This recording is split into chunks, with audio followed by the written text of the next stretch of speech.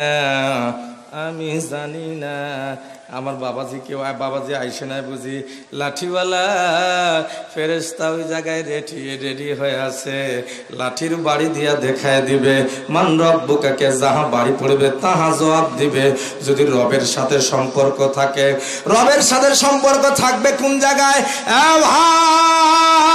ভাই রবের সাথে সম্পর্ক কিন্তু বাজারে গেলে হবে না রবের সাথে সম্পর্ক কিন্তু গান বাজনায় গেলে হবে না রবের সাথে সম্পর্ক হবে মসজিদে গিয়া 5 ওয়াক্ত নামাজ আদায় করলে জোরে বলো ঠিক কিনা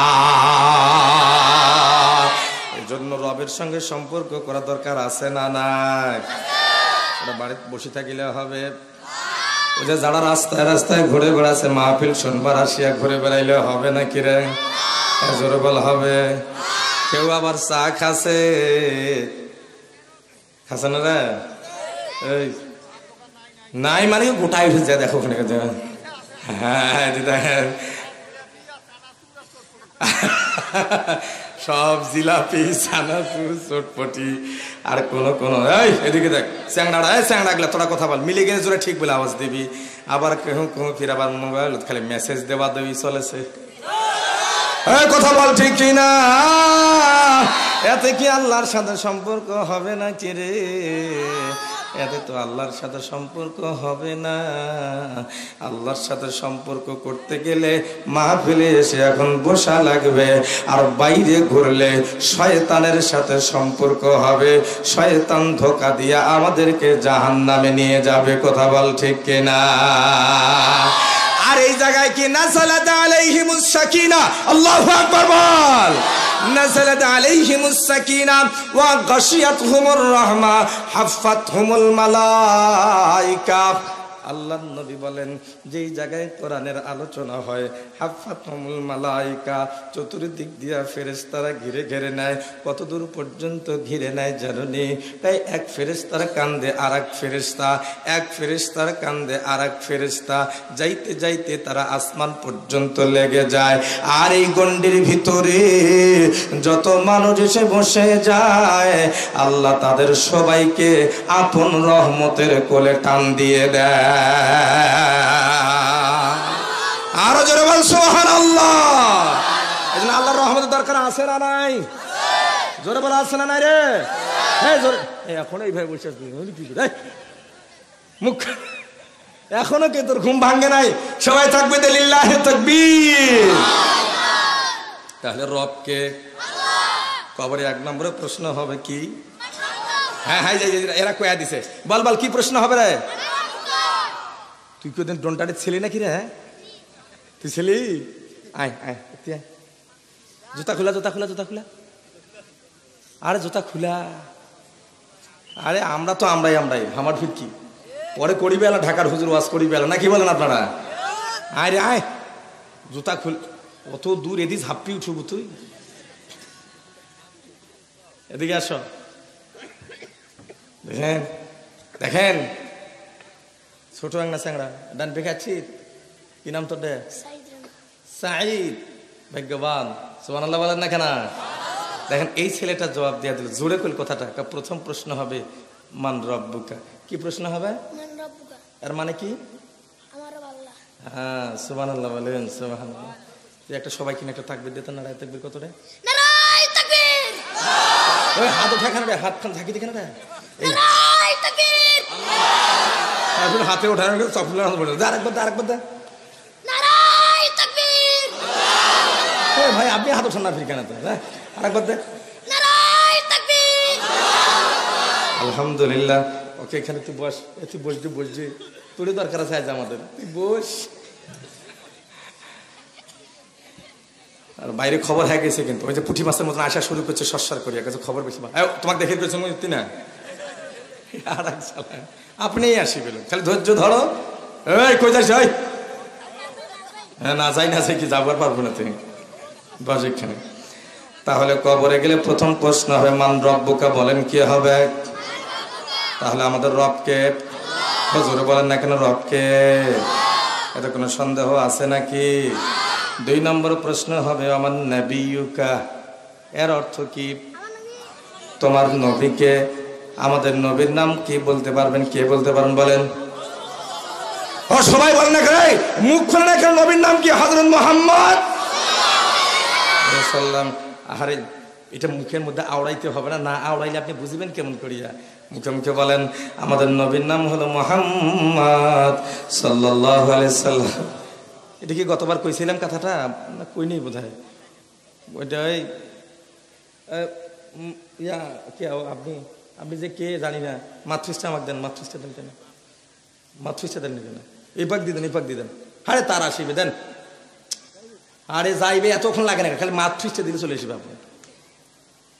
গতবার কইছি কিনা জানি না, গতবার তাড়াতাড়ি পালাইছিলাম তো, এই জন্য এইবার কইছি যে আজ আর পালাপালি নাই, সারা রায় দেয় যাচ্ছি। এক কথা বলেন ঠিক কিনা? গতবার আর একটা মাহফিল ছিল ওইদিকে, ওই জন্য খালি মুরব্বীদের কাছে দোয়া নিয়ে তাড়াতাড়ি পালাইছিলাম, কিন্তু আজ বলছি যে আজ আর পালাইতেছি না, আজকে সারা রাত আছি, কতক্ষণ চলে চলুক, আজ ছাড়ি দিছি সারা রাত দেমাক। এদিকে দেখেন এক সাংবাদিক, ওই যে আমার আগে ভাই ওয়াজ করলো না, ওই যে ওয়াজ করলো না, হ্যাঁ অনেক বাবার দরবারে আছে সেজদা দেয়, যায় সেজদা দেয়, বাবার দরবারে সেজদা দেওয়া যাবে না? সেজদা কাকে দেওয়া লাগবে? আল্লাহকে। এক সাংবাদিককে যায় এক বাবার দরবারে এক জটলা বাবাকে জিজ্ঞাসা করছে, জটলা বাবা, জটলা বাবা। সাংবাদিকদের যখন কাম থাকে না তখন ওরা দুনিয়ার কাম করে বেড়ায়। জটলা বাবাকে বলছে, বাবা আপনি না, বলছে আপনি মাজারের কি? আমি এই মাজারের খাদেম। খাদেম রে, খাদেমের চুল খালি বিচ্ছা মানুষের চুলের সেবা করে, আরো জটলা বান দিয়া খালি কয়েক বছর থেকে চুল ধয় না, এই মান্যত করছে মরিবার আগত চুল ধুইবে না। ওই চুল ঝুলি পড়ছে এই দিক দিয়া, মোষ ঝুলি পড়ছে আর এক দিক দিয়া, দাড়ি ঝুলি পড়ছে আর এক দিক দিয়ে, খালি পেস্টা বানাইছে, পেস্টা পেস্টা রে পেস্টা বানাইছে। যখন সাংবাদিকে প্রশ্ন করছে, বলেন তো আমাদের নবীর নাম কি? এখন জটলা বাবার দরবারের লোক ও নবীর নাম জবাব দিচ্ছে, আমাদের নবীর নাম হইল আব্দুল কাদের জেলানি। নাউজুবিল্লাহ, জোরে বলবেন না? কোন মানুষ যদি এই বিশ্বাস নিয়ে কবরে যায় আর বলে আমার নবীর নাম আব্দুল কাদের জেলানি, ওই যাইতে দেরি হবে, আড়াই হাতি লাঠির বাড়ি পড়তে দেরি হবে না। হাত তুলে বলো ঠিক কিনা? এই জন্য জোরে বলেন আমাদের নবীর নাম কি? আর একটা প্রশ্ন করি, তারপর আমি ঢুকে যাচ্ছি আলোচনায়। আগে আপনাদের বাজার টাঙ্গা করো, এই সানা বসিস না কেন রে? এই তোরা কি দেখিস? আসছিস বসি যা, আর না হয় ওদিক যা ঘোরাঘুরি করে, কোনটা করবি কর। আর একটা জিজ্ঞাসা করি, আমাদের কবরে গিয়া প্রশ্ন হবে ওয়ামান দিনুকা, এই ওয়ামান দিনুকা, এই দেখেন দেখেন পটপট করে জবাব দিচ্ছে খালি আমাদের দিন হলো ইসলাম। কবরের মধ্যে 3 নম্বরের প্রশ্ন হবে ওয়ামান দিনুকা, তোমার দিন কি, তোমার ধর্ম কি? আওয়াজ দিয়া বলেন আমাদের ধর্মের নাম কি? যারা বলেন নাই তারা ঠকে গেছেন, জবান দিয়েছে আল্লাহ, এই কথা বলতে আপনার এত কেন ঝামেলা? আর একবার বলেন আমাদের ধর্মের নাম কি? ইসলাম কি শান্তির ধর্ম হয় কি হয় না? জোরে বলো, হয় কি হয় না? ওই লাল চামড়াওয়ালারা ওরা নিজেরা মুসলমানদের উপর আক্রমণ করিয়া গন্ডগোল বাজাইয়া ওরা উল্টা মুসলমানদেরকে জঙ্গি আর সন্ত্রাসী বলে। মুসলমান সন্ত্রাসী না, সন্ত্রাসী হলো ওই লাল চামড়াওয়ালা আমেরিকা এবং ইসরায়েল। কথা বলো ঠিক কিনা?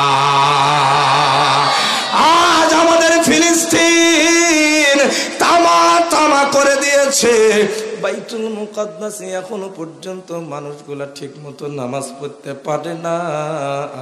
যখন গোটা বিশ্বের রাষ্ট্রগুলা বলছে ভোট দিচ্ছে শান্তি চুক্তি করবার জন্য, ফিলিস্তিনে আর বোমা হামলা চালাইও না। কয়েকদিন আগে সভাপতি সাহেব, আপনি আমার সাথে কথা বলেন, আমার দিকে দেখেন, আমার চোখে চোখ রাখেন আপনি, আমি প্রশ্ন করব আপনি জবাব দিবেন।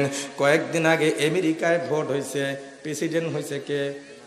এই যে বলে দিছে ডোনাল্ড ট্রাম্প। সবাই বলছিল ডোনাল্ড ট্রাম্প মনে হয় ফিলিস্তিনে যুদ্ধ বন্ধ করবে, কিন্তু না না না না, আমরা আমাদের দিনাজপুরের ভাষায় বলি, আমাদের এই খানসামার ভাষায় বলি, আমাদের খামার পাড়ার ভাষায় বলি, আমাদের বালা পাড়ার ভাষায় বলি, কুত্তার লেজে যতই সরিষার তেল মাখি না কেন ও কোনোদিন সোজা হবে না। হাত তুলে বলছে কিনা? চেঞ্জ হোক না কেন রে, ওদের সবার একটা টার্গেট, মুসলমানদেরকে শান্তিতে থাকতে দেওয়া যাবে না, বাইতুল মুকাদ্দাসও নিরাপদে রাখতে দেওয়া যাবে না। এই টেরাম পাগলাও কয়েকদিন আগে তাকে প্রশ্ন করা হয়েছিল ফিলিস্তিনের অবস্থা কি হবে, পাগলা টেরাম জবাব দিছে ওটা পরে দেখা যাবে।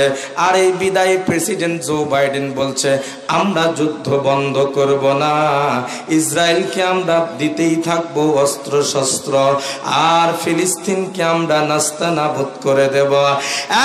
ভাই আজ কতদিন হয়ে গেল রে, এখনো পর্যন্ত তারা ফিলিস্তিনকে পরাজিত করতে পারে নাই।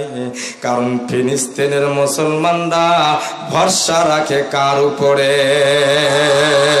জোরে বলেন কার উপরে? তোর মুখ দিয়ে আওয়াজ বাইর হয় না, কার উপরে? আল্লাহর উপরে। আল্লাহর উপর যাদের তাওয়াক্কুল হয় তাদের কোনো কি ভয় নাই। এবার আমার দিকে দেখেন, সেই কিতাবের নাম কি বলেন সবাই? মুখ খুলবেন না তো ঠকে যাবেন। সবাই বলেন না এখানে কিতাবের নাম কি? দিয়েছে আমাদের কে? আপনারাও বলেন দিয়েছে আমাদের কে? আমরা চাইছি না বিনা চাওয়ায় পাইছি? ও বলেন চাইছি না বিনা চাওয়ায় পাইছি রে? বিনা চাওয়ায় পাইছি। সুবহানাল্লাহ বলেন, সুবহানাল্লাহ বলো, সুবহানাল্লাহ। বিনা চাওয়াতে আল্লাহ তাআলা আমাদেরকে কোরআনটা দিয়েছে। সুবহানাল্লাহ, সুবহানাল্লাহ। মানুষ যখন কোনো জিনিস বিনা চাওয়াতে পায় না তখন সেটার কদর করবার চায় না। আল্লাহ বিনা চাওয়াতে আমাদেরকে এটা দিয়ে দিয়েছেন। এই কোরআন সমস্ত আসমানি কিতাবের মধ্যে শ্রেষ্ঠ কিতাব। এই কোরআনের সাথে যারা লেগে থাকবে আল্লাহ তাদেরকে শ্রেষ্ঠ বানায় দেবে।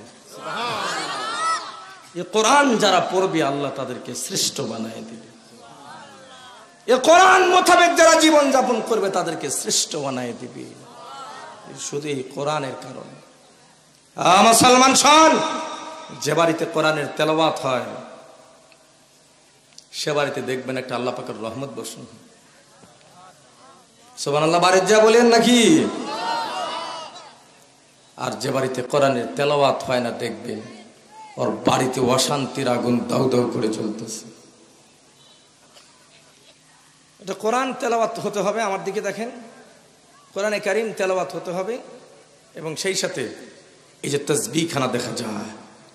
যারা কোরআন পড়তে পারি না কোরআন তেলাওয়াত করা শিখব, যদি শিখতেও না পারি বয়স এমন পর্যায়ে চলে গেছে আর সম্ভাবনা হচ্ছে না, তো অন্তত সুবহানাল্লাহ আলহামদুলিল্লাহ আল্লাহু আকবার লা ইলাহা ইল্লাল্লাহ।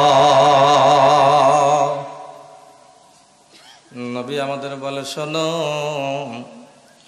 সুবহানাল্লাহি তামলাউল মিজান। কোন মানুষ যদি সুবহানাল্লাহ একবার জবান দিয়া বলে আল্লাহ রাব্বুল আলামিন তার মিজানের পাল্লাটা নেকি দ্বারা ভর্তি করে দিয়ে দিবে। সুবহানাল্লাহ। আরেকটা তাসবিহ, এটা কিন্তু আমাদের যুব সমাজের কোন মাহফিল নয়, এটা হলো মসজিদের উন্নয়ন কল্পে মাহফিল, মসজিদের মাহফিল। এখানে অবশ্যই আমাদের কিছু আমলের কথা হতে হবে। কথা বলেন, ঠিক বললাম না বেটে? এখানে কিছু আমলের কথা হতে হবে আমাদের। মহিলা মা বোন যারা আছেন তারাও শোনেন। বুখারী শরীফের শেষ হাদিস, এদিকে মনোযোগ। বুখারী শরীফের শেষ হাদিস, শেষ হাদিসে কালিমাতানে খফিফাতানে ইলার রহমান, দুইটা বাক্য আছে আল্লাহ তাআলা আমাদেরকে দিয়েছেন। খফিফাতানে আলাল লিসান, খফিফাতানে আলাল লিসান, মানুষের জবানে বড় হালকা। সাকিলাতানে ফিল মিজান, মিজানের পাল্লায় বড় ওজনকে ভারী করে। সেটা সুবহানাল্লাহি ওয়া বিহামদিহি, বলেন সুবহানাল্লাহি ওয়া বিহামদিহি সুবহানাল্লাহিল আযীম। আবার বলেন সুবহানাল্লাহি ওয়া বিহামদিহি সুবহানাল্লাহিল আযীম। কোন মানুষ যদি এই তাসবিহ দুটো পাঠ করে সুবহানাল্লাহি ওয়া বিহামদিহি সুবহানাল্লাহিল আযীম, আল্লাহ আল্লাহ, নবী বলেন এটা হলো আল্লাহ তাআলার কাছে প্রিয় তাসবিহ। আল্লাহর কাছে প্রিয় তাসবিহ হচ্ছে সুবহানাল্লাহি ওয়া বিহামদিহি সুবহানাল্লাহিল আযীম। সাইফুর ভাই বলেন দেখি কি বললাম, আবার বলেন, আবার বলেন, বলেন কি বললাম, আপনারা বলেন কি বললাম,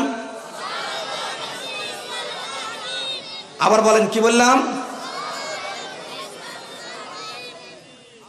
এটা কার কাছে বেশি পছন্দনীয়? জোরে বলেন কার কাছে? আল্লাহর কাছে বেশি পছন্দনীয়। বাজার আমার দিকে শোনো, তুমি যদি কোরআনে কারিমে, যে আমার হাতে কোরআনে মাজিদ আর তাসবিহ খানা রাখা আছে, আম্মা জানেরা হয়তো বা আমার এই সাইডে বসা আছে, আম্মা জানদেরকে বলি মারা, আপনাদের যদি সময় কোরআনে কারিম তেলাওয়াত নিয়ে সব সময় বসার সময় না হয়, 24 ঘন্টায় একটা সময় কিন্তু হতে হবে। 24 ঘন্টায় একটা সময় থাকবে, যেই সময়ে আমরা কোরআনে কারিম তেলাওয়াত করব।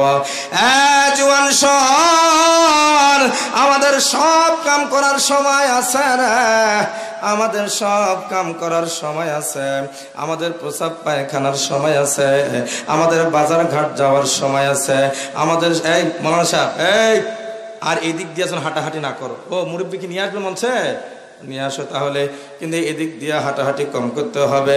আমাদের সব কিছু করার সময় আছে, কিন্তু কোরআন পড়ার সময় নাই, নামাজ পড়ার সময় নাই, আমাদের তাসবিহ পড়ার সময় নাই, আমাদের সব কিছু করার সময় আছে। বুঝতে হবে শয়তান ধোঁকা দিয়েছে আপনাকে, আপনি সব করতে পারেন। ও ভাই, আপনি একটু আয়নার সামনে দাঁড়ান না কেন? আয়নার সামনে দাঁড়ালে তো আপনি টের পাওয়া যাবেন, আয়নার সামনে দাঁড়ালে টের পাওয়া যাবেন। এই ছোট স্ট্যান্ডগুলো নিয়ে আসবে, মাপের ছোট স্ট্যান্ডটা নিয়ে আসতে পারো না? ওটা বড়টাও রাখবা, ছোটটাও রাখবা, অনেকে হাঁটু লেগে যায় আমাদের। এদিকে দেখেন, নিজেকে আয়নার সামনে দাঁড় করায় নেবেন, দেখবেন আজ থেকে 5 বছর আগে আমি কেমন ছিলাম, এখন আমার কি অবস্থা, আবার 5 বছর পরে আমার কি অবস্থা হয়ে যাবে। ওই যে মুরব্বী বাবাজি চলে আসছে মঞ্চে, আমার এখন কত সুন্দর লাগতেছে। বাজান লক্ষ্য করেন, বাড়ি কোথায়? সেতাবগঞ্জ। কোন জায়গায়? এখানে কোন জায়গায় আসছেন আপনি? বেটির বাড়ি। ওটা বলেন না কেন বেটির বাড়ি? বেটির বাড়ি বেড়াবার আসছে আপনাদের সেতাবগঞ্জে অনেক গেছি, আমি তো কয়েকদিন আগে ও মাহফিল করে আসলাম। এই মানুষটা একসময় টকটকা যুবক ছিল, কথা বলেন ঠিক কিনা? আজ আর ওই যৌবন নাই। ওই মানুষটা হচ্ছে, এই মানুষটার বয়স কিন্তু আর একটু কম আছে। এই যে আমার এই হুজুর বসা আছে, আমরা তো কয়েকদিন আগেই দেখলাম লোকটাকে, আমি সোজা হন না কেন, অত হেলান দেওয়া আরামের দরকার নাই। কয়েকদিন আগে আমি লোকটাকে দেখলাম, দাড়িগুলা সাদা, দাড়িগুলা কালা কুসকুসা ছিল। কয়েক বছরের মাথায় দেখি এখন দাড়িগুলো সাদা হয়ে গেছে। ও বন্ধুগণ, একটা মানুষ যদি এতটুকু ভাবে রে, ছেলে আজ থেকে কয়েক বছর আগে তুমি তোমার মায়ের কোলে গিয়া বসতে পারতা, এখন মায়ের কোলে বসে তো দূরের কথা, মায়ের শরীরের সঙ্গে শরীরটা লাগাইলে মা ধাক্কা দিয়া তাড়াইয়া দেয়, আর মা বলে তুই দূরে যা, দূরে যা, দূরে গিয়া বস। আরো যত সময় গড়াবে তত দূরত্ব তৈরি হবে। ও বাজান, খুব ভালো করে মনোযোগ, আমি কিন্তু ঢুকে গেছি আলোচনায়, ডানে বামে কোনো নজর দেওয়া যাবে না। আমার বন্ধু গো, আমার দাড়ি এখনো কিছুটা হলো কালো আছে, এটা কিন্তু থাকবে না। শরীরের চামড়ায় এখনো শক্ত আছে, এটা কিন্তু বেশি দিন শক্ত থাকবে না।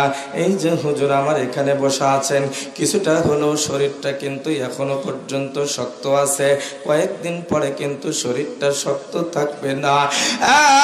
বন্ধুরা, আমি আল্লাহর নবীর একটা হাদিস পড়েছি, নবীজি আমার ডাক দিয়া বলেন, আল কাইয়িসু মান দানা নাফসাহু ওয়া আমিলা লিমা বাদাল মাউত। আল্লাহু আকবার বলেন। নবীজি বলেন সেই তো হলো জ্ঞানী, যে নিজের নমান দানা নাফসাহু, যে নিজে তার নফসকে চিনেছে, নিজেই নিজেকে চিনেছে। আর ওয়ামিলা লিমা বাদাল মাউত, আর মরণের পরে কি হবে এই বিষয়ে আমল করেছে। নবী বলেন সেই তো হলো কেবলমাত্র জ্ঞানী। আমার বাজানরা আমার দিকে লক্ষ্য করো, সবাই আওয়াজ দিয়ে বলেন কবরে গেলে এক নম্বরে প্রশ্ন হয় মান রব্বুকা, তাহলে বলেন তো আমাদের রব কে? সবাই আবার জোরে বলেন আমাদের রব কে? আল্লাহ। এই আল্লাহর সাথে যদি আপনি দুনিয়াতে সম্পর্ক করে যেতে না পারেন, কবরে গেলে আপনি কিন্তু জবাব দিতে পারবেন না। উফ,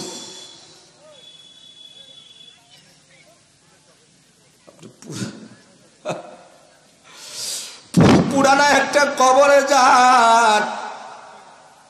যেহেতু আপনাদের দোয়াতে বীরগঞ্জে আছে একটা গুরুত্বপূর্ণ জায়গায়, বড় মসজিদে মাঝে মাঝে অনেক মানুষ নিয়ে যায়, যে আমার ভাইরা তো আছেই, কি বলেন ছিলেন আপনারা, মাঝে মাঝে মানুষ কবর জিয়ারতে নিয়ে যায়।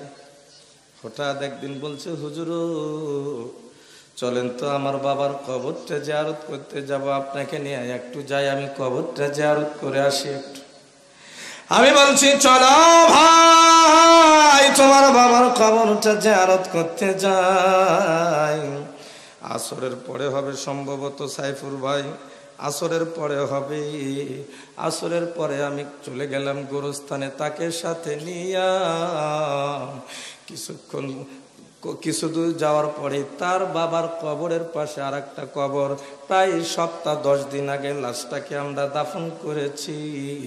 বৃষ্টির দিন ছিল, বৃষ্টি বাদলের দিন ছিল, পানি আসিয়া ওই হাঙ্গর গুলা খুলিয়া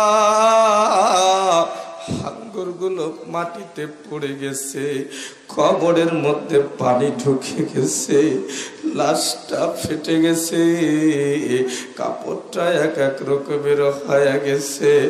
আমি ওই ভাইকে বললাম ভাই এই কবরের দিকে একটু দেখো না ভাই। উনি দেখতে পায় না, উনি দেয় সবুজ ভাই, এই সবুজ ভাই সরে যান এখান থেকে আপনি।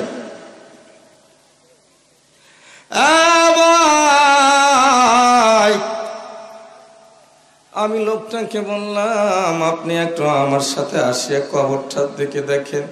বেচারা সাহস পায় না, হাতটা ধরে টান দিয়া বললাম আসেন।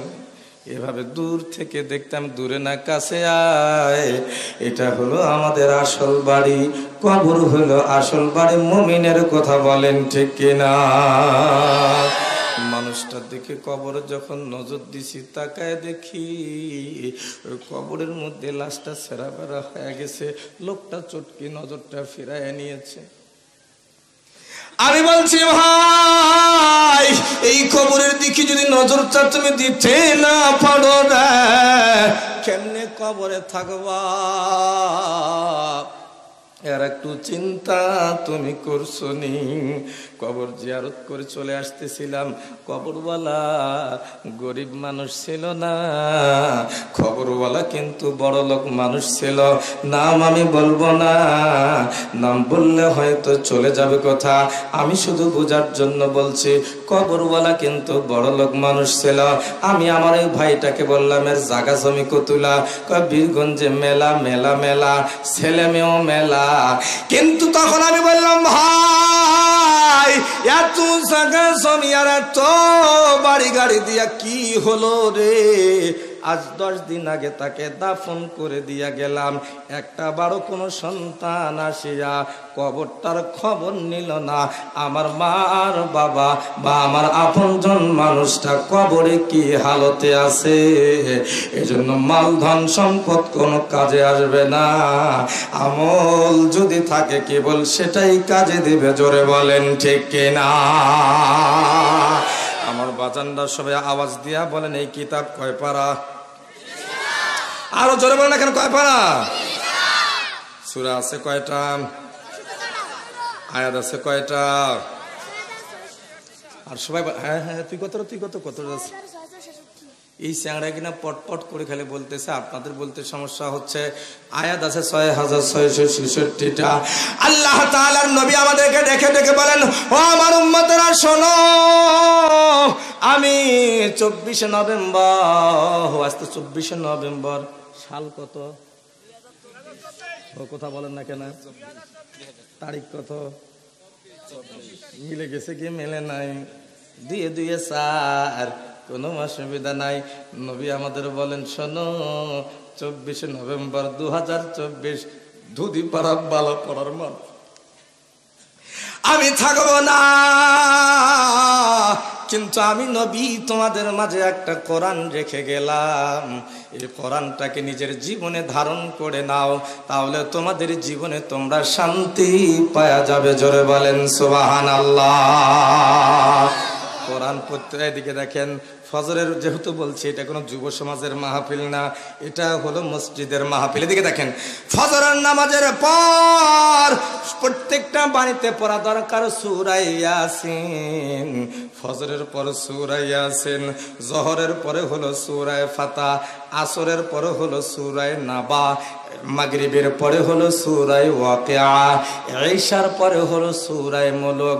নবী আমার ডেকে বলে, শোনো, আমার যে উম্মত প্রতিদিন ফজরের নামাজের পরে সূরা ইয়াসিন কোরআন থেকে তেলাওয়াত করবে, আল্লাহ রাব্বুল আলামিন ওর সারা দিনের প্রয়োজন মিটাইয়া দেওয়ার জিম্মাদারি আল্লাহ নিজেই নিয়ে নিবে। সূরা ইয়াসিন বলেন কোন সূরা? সূরা ইয়াসিন বলেন না কোন সূরা? আমার ভাইরা এখানে কি আছেন এমন কি মালয়েশিয়া, মালদ্বীপ গেছেন জীবনে? আপনি মালদ্বীপ যান নাই? আপনি গেছিলেন? ভাই আপনারা কেউ গেছেন নাকি মালদ্বীপ? কোথায় গেছিলেন তাহলে? ইন্ডিয়া গেছিলেন? ইন্ডিয়া? হ্যাঁ, তুই গেছিলেন ইন্ডিয়া? এদিকে দেখেন, আমার দিকে এই কোরআনের ফজিলত, কোরআন পড়ার ফজিলত।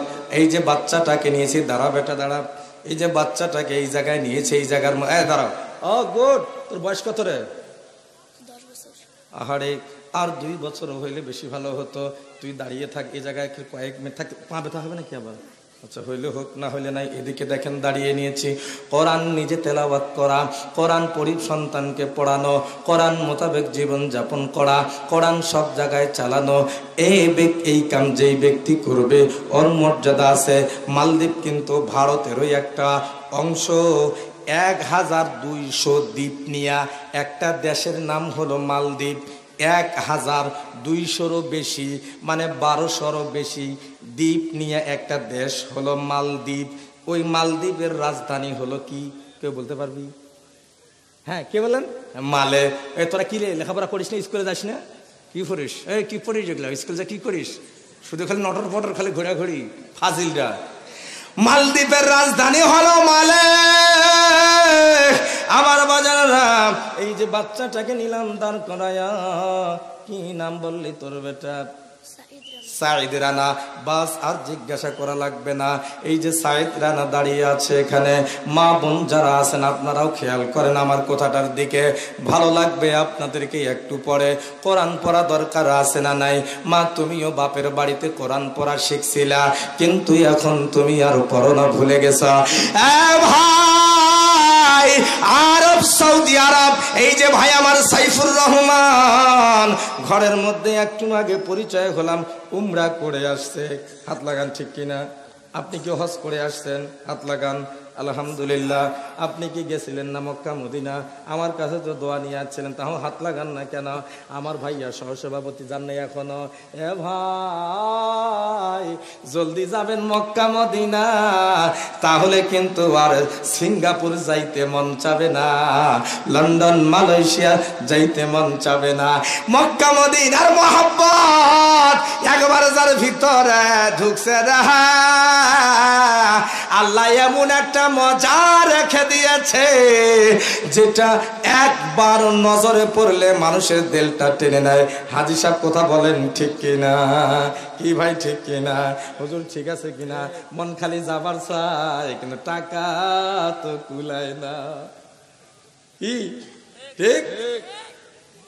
আমার ভাইয়েরা, নওজোয়ানরা বলি, সবাইকে বলি, এক বাক্যে বলি, মাদেরকে বলি, আমার বোনদেরকে বলি, সবাইকে বলি, জীবনে একটা বার টার্গেট করবেন। বেশি টাকা লাগে না, 1.5 লক্ষ টাকা হলে মক্কা মদিনা গিয়া উমরা করা যায়। উমরা করে একবার আসেন, নিয়ত করেন। আপনি ইটকি নিয়ে আমার পরে বেটা কি করি খাবে, ও কি করবে, আপনি এটা চিন্তা করতেছেন কেন? ভাই, ওর চিন্তা আপনার যতটুকু না করলে নাই, এর বেশি করার দরকার নাই।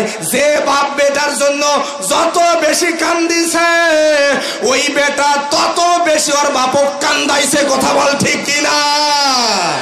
এজন্য বেশি কান্দার দরকার নাই। জীবনে একবার মক্কা মদিনা যাবেন, উমরা করে আসবেন, নবীর রওজায় জিয়া সালাম দিবেন, আসসালাতু ওয়াসসালামু আলাইকা ইয়া রাসূলুল্লাহ, আসসালাতু ওয়াসসালামু আলাইকা ইয়া হাবিবাল্লাহ। বলেন বলেন, আসসালাতু ওয়াসসালামু আলাইকা ইয়া রাসূলুল্লাহ, আসসালাতু ওয়াসসালামু আলাইকা ইয়া হাবিবাল্লাহ, আসসালাতু ওয়াসসালামু আলাইকা ইয়া শাফিআল মুজনাবিন, আসসালাতু ওয়াসসালামু। যখন ওটার সামনে গিয়ে দাঁড়াইলাম, রাসূলের রওজার সামনে গিয়ে আমিও দাঁড়াইছি। এ ভাই, এমন কোন মানুষ নেই রাসূলের রওজার পাশে দাঁড়াবে আর চোখ দিয়া পানি আসবে না। হুজুর কথা বলেন ঠিক কিনা? এই জন্য যাবেন সৌদি আরব থেকে একটা ব্যবসায়িক দল, এবারটা তুই রেডি হয়ে যা। সৌদি আরব থেকে একটা ব্যবসায়িক দল রওনা করেছে মালদ্বীপ দিয়া পূর্ব দিকে চলে যাবে। মালদ্বীপ দিয়া পূর্ব দিকে চলে যাবে। এই যে আমার কাটটার দিকে আপনারা দেখেন, একটা জাহাজ চলছে সৌদি আরব থেকে, আরাবিয়ান কান্ট্রিগুলো থেকে, ওরা মালদ্বীপ দিয়া চলে যাবে পূর্ব দিকে। কিন্তু আল্লাহর কি কুদরতি খেলা, যাহা মাত্র ব্যবসায়িক জাহাজটা ওই মালদ্বীপের মাঝখানে এসে হাজির হয়ে গেছে। চতুর্দিক থেকে দঙ্কা, ঢেউ এসে ঢেউ এসে ঢেউ এসে পুরা জাহাজটা ভেঙ্গে চুরে চুরমাচারা হয়ে গেছে।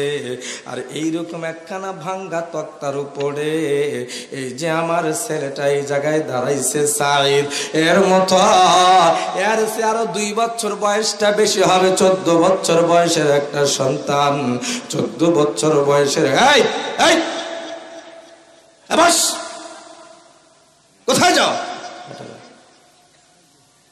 বসো, একটু পরে আমরা যাবো সবাই একসাথে। তোমাদের জন্য দোয়া দিয়ে দিলাম আলহামদুলিল্লাহ। একটা তাকবীর দাও তো জোরে, নারায়ে তাকবীর।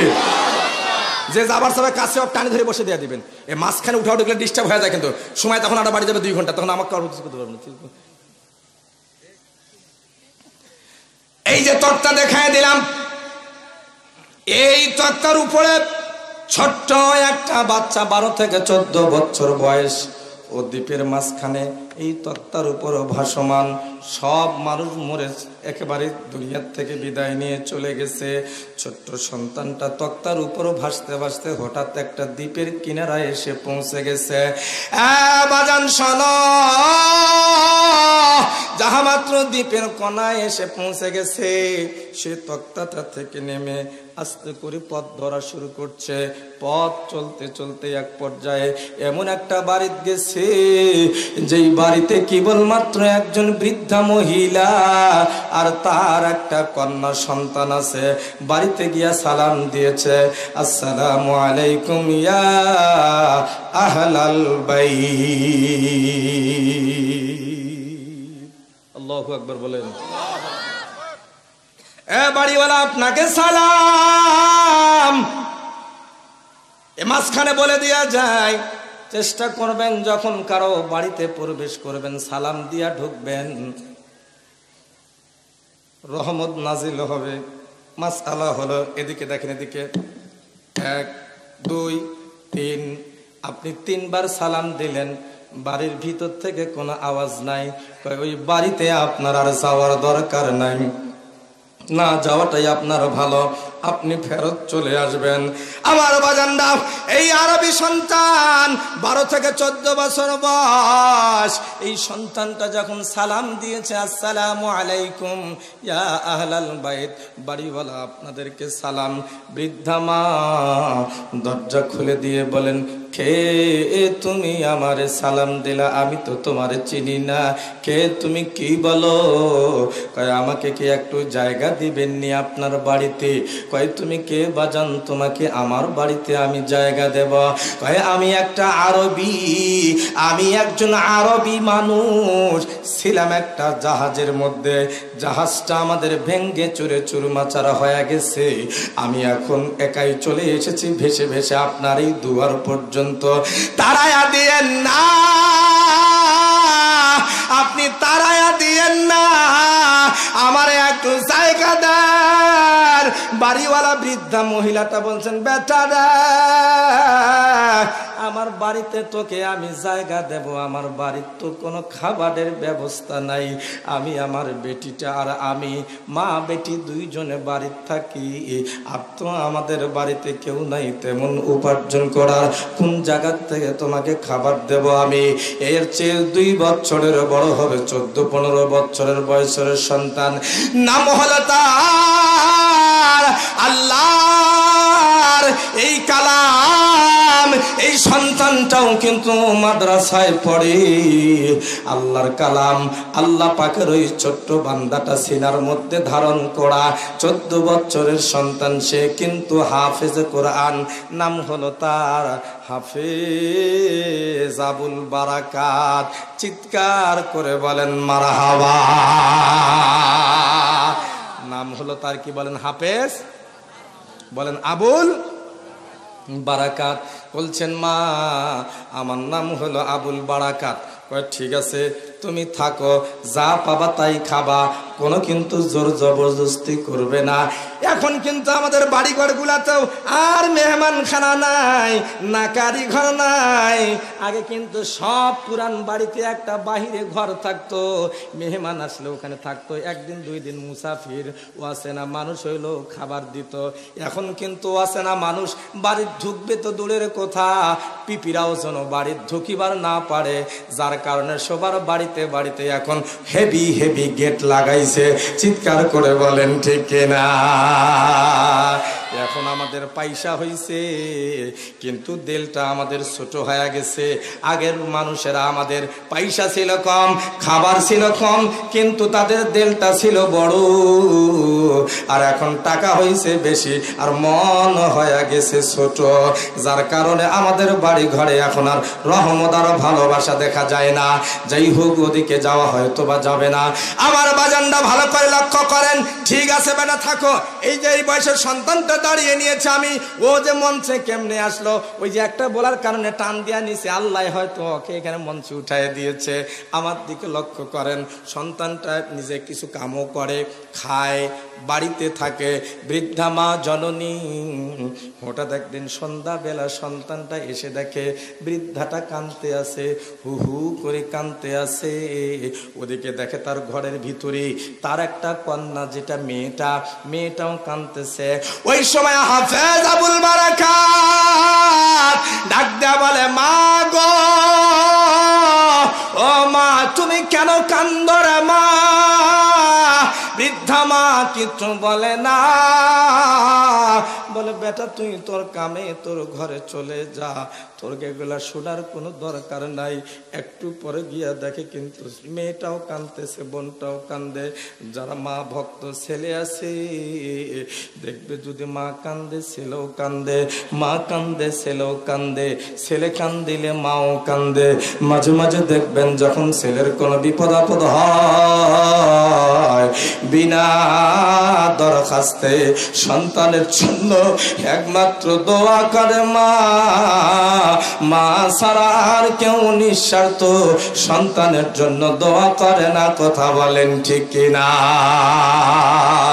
আমার বাজানরা দেখেন, এই সন্তান তো চলে এসেছে বাড়িতে, ওই বৃদ্ধাকে মা বলে ডাকে। হঠাৎ তাকায় দেখে মহিলাটা কাঁদতেছেন। বলেন মা কেন কান্দ? কয় তুমি বাড়ি চলে যাও, এই যে কোরআন হাতে নিয়েছি আমার দিকে দেখেন। কয় তুমি ভিতরে যাও, তোমার কামে তুমি যাও। কয় না মা না, আপনাকে বলতেই হবে মা, আপনি কেন কাঁদতেছেন আমাকে বলতেই হবে। কয় বলবো না বলবো না বলবো না। ছেলেটাও বলে আপনি যদি না বলেন আমিও কিন্তু ছাড়বো না। কয় না বলবো না। তুই ডান দিকে এই ফাঁকে আয় বেটা, না হলে আমার একটু উদাহরণ দিতে একটু ঝামেলা, এই ফাঁকে ঢুকে যা। সোফাখানে এক ইঞ্চি আগে নেন, কেন 1 ইঞ্চি আগে নেন, বাস হয়ে গেছে, বেশি লাগবে 1 ইঞ্চি বা এখানে আয়। ভাই এই যে সন্তানটা এই বয়সে এর থেকে আর একটু বড় হবে, ওই সময় সন্তানটা ডেকে বলে মা গো তুমি যদি না বলো তাহলে আমিও এখান থেকে যাব না। এটা তাকবীর দেন, লিল্লাহি তাকবীর। আমার বাজানরা কি শুনবি তুই? তুই শুনলে কি তুই করতে পারবি? তুই তো ছোট মানুষ, তুই কি করতে পারবি? আপনি বলেন না কেন কি করতে পারবে? এবার আমার দিকে দেখেন, ওই যে কোরআনের কথা বলতেছিলাম, ছেলেটা কিন্তু হাফেজ কোরআন ছিল। ওই সময় ডাক দেয় বলে রে বেটা আবুল বারাকাত, আমাদের এই মালদ্বীপের একটা নিয়ম হলো বছরে একদিন করিয়া আমাদের রাজার পক্ষ থেকে ঘোষণা হবে, এই এলাকার এই শহরের এই মালদ্বীপে যত কুমারী কন্যাগুলো আছে, যাদের বিয়ে শাদী হয় নাই, যাদের কুমারিত্ব এখনো নষ্ট হয় নাই, এই মেয়েগুলার তালিকা করা হয়। তালিকা করার পরে দিয়া সেখানে একটা লটারি করা হয়। লটারি করার পরে দিয়া ওই যে আমাদের দ্বীপটা দেখা যায়, ওই দ্বীপের কন্যারে একটা মন্দির আছে, ওই মন্দিরের ভিতরে যায়া এই মেয়েটাকে রেখে আসা লাগে। আর রেখে আসলে সমুদ্র থেকে একটা দৈত্য এসে মেয়েটার ইজ্জত নিয়ে মেয়েটাকে মেরে ফেলে। এরপরে আমরা মালদ্বীপের মানুষেরা ভালো থাকি, না হলে আমরা ভালো থাকতে পারি না। আমার তো দুনিয়াতে কেউ নাই, আমার কেউ নাই রে, আমি আর আমার এই মেয়েটা সারা আমার আর কেউ নাই বেটা। এবছরে পালিতে যেই মেয়েগুলার নাম নিয়ে আসছে রে, আজ আমার মেয়েটার নাম উঠেছে। একটু পরে সরকারি লোক আসিয়া আমার মেয়েটাকে নববধূর সাজে সাজাইয়া ওই দ্বীপের কন্যারে, ওই সমুদ্রের কন্যারে মন্দিরের ভিতরে রেখে আসবে। আবার জনমের তারা বিদায় দিয়া যায়, আমি আর কোনোদিন মেয়ের চেহারা দেখতে পাব না, যার কারণে আমি কাঁদতেছি। আমার মারা যারা পর্দার আড়ালে আছে দেখবেন, এটা তো মেয়ে আজীবনের জন্য বিদায় দিচ্ছে। মেয়ে খালি বেটি বিয়া যখন দেয় মা কান্দে, বাবাও কান্দে, অথচ পরের দিন সকাল বেলায় আবার বেটিকে দেখতে পাবে, মাও কান্দে বাবাও কান্দে। কেন? কয় আজকের থেকে মেয়ে আমার অন্যের ঘরে চলে গেল।